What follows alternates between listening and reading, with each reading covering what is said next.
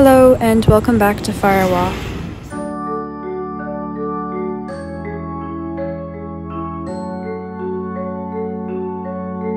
In this video we'll be exploring London, and we are starting that off today with a short boat tour. One of my teachers who had recently been to London before we took our trip had highly suggested a boat tour. We would be able to see the same landmarks as along the road, but less crowded, and our views would be less obscured by cars and other people. We even got to hear Big Ben chime.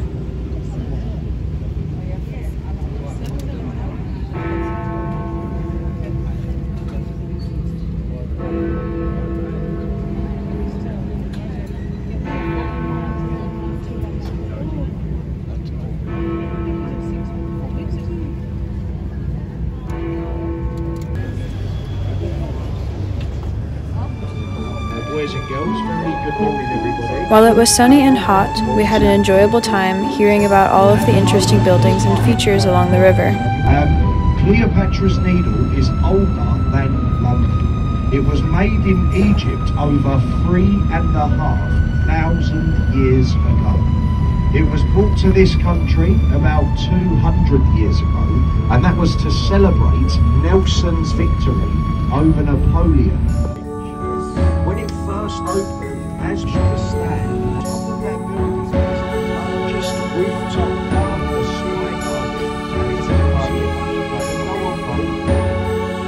As we came close to the first stop, we traveled underneath Tower Bridge and could see people's feet walking on the glass part of the bridge.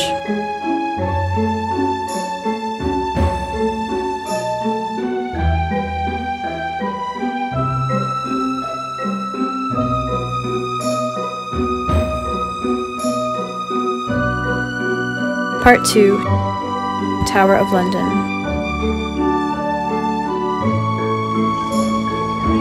We got off the boat and headed over the cobblestones to the tower, where our bags were briefly checked before we went inside.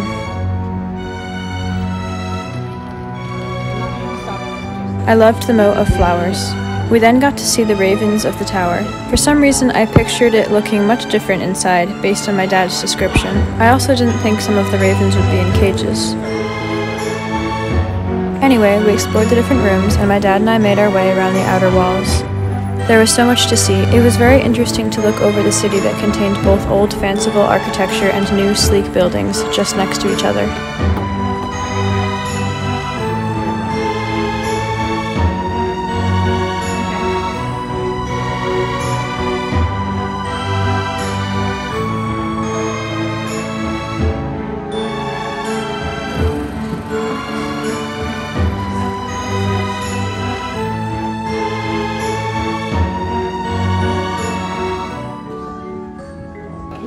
We then went down to see the memorial for all the people executed around this area of the Green. This included Anne Boleyn and Lady Jane Grey, among many others. The words read, "Gentle visitor, pause a while.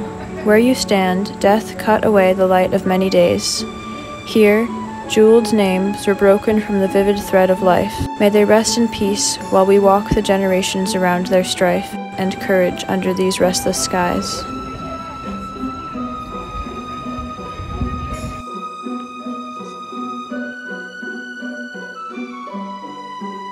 My dad and I continued exploring, and we came upon King Edward's chambers.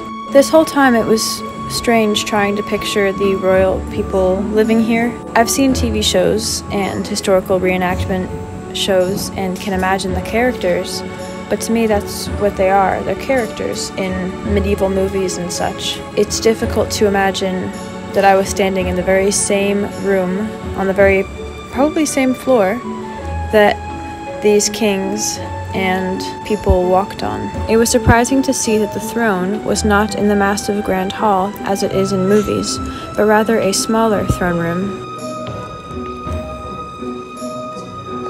We did not get to go into the Bloody Tower because the line was super long. My brother went and he said there were some torture devices, but that was about it. So behind you is the infamous Bloody Tower. This is not to discourage you from going. I just think it is probably alright to skip it if you can't go. Perhaps I will see it another time.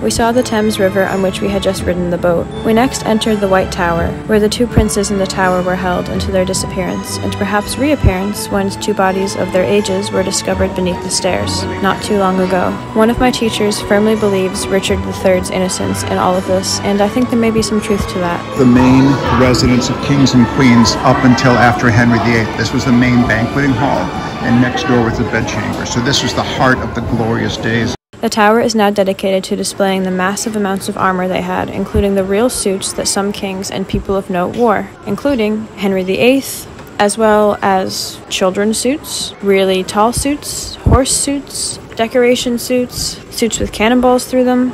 They had lots of cool things, and while I tried to photograph everything, I couldn't, so if you can, I would recommend going yourself because there is much to explore, including some gifts given to the royals from other countries, as well as a bust of Mary, Queen of Scots, and many other cool and interesting things. This guard stood so still I genuinely thought he was wax or a statue at first. I don't remember if it was this one or a castle we will visit in a future video, but one of these, my dad and I walked down a never-ending spiral staircase before ending up at the gift shop.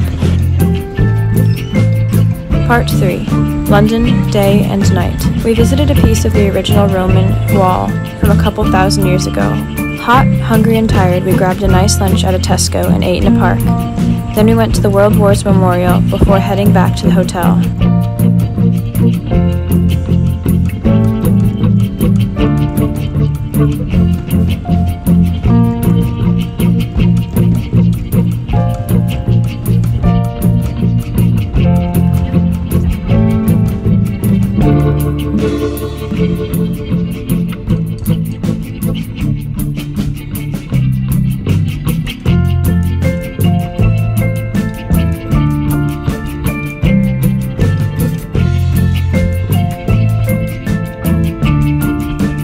Later that day, my brother and I fulfilled one of our England goals by having a little picnic of McDonald's in Hyde Park.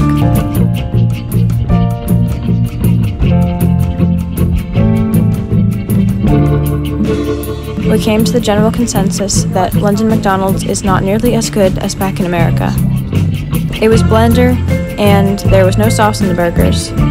It was alright, but compared to American McDonald's, it was just not as good. We continued around Hyde Park with my dad and saw birds, statues, and a place where the royal family does stay sometimes.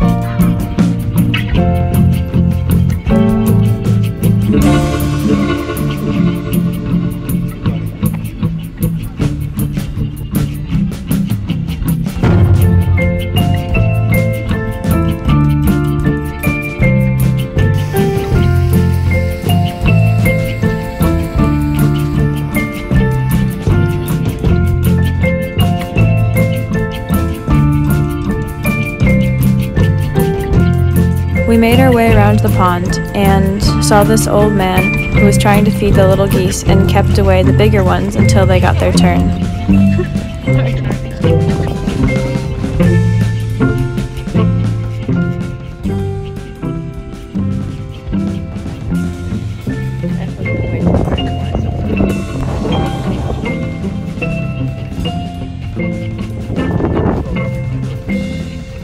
There were so many unbelievably cute dogs running around as well. Couples picnicking, and people walking around and playing soccer.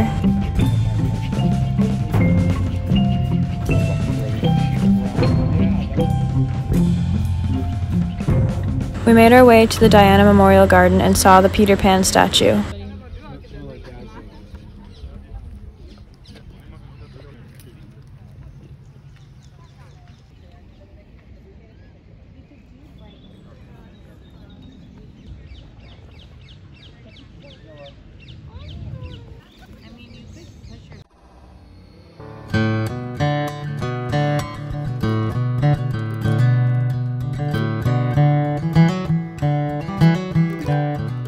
Continuing on, we returned to the Italian garden and then headed back to the hotel.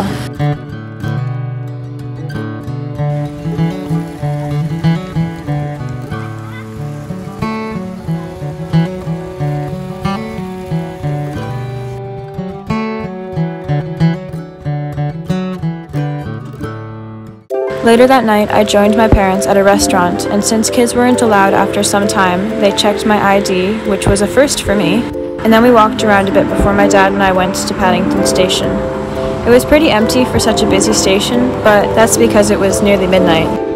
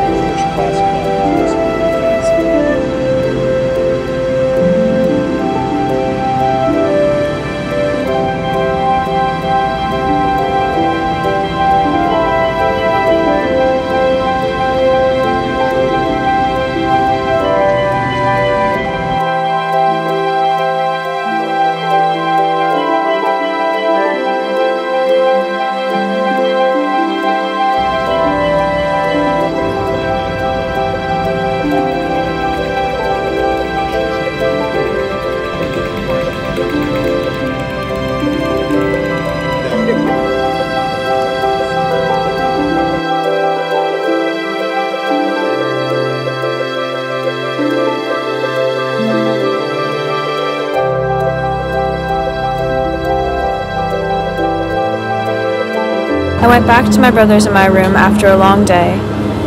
This concludes our last night in London. Tomorrow we will be heading somewhere far away from the city. Thank you so much for watching. I hope you enjoyed the video, and we hope to see you in the next one. Stay tuned for the next UK adventure. Goodbye for now from Farawa.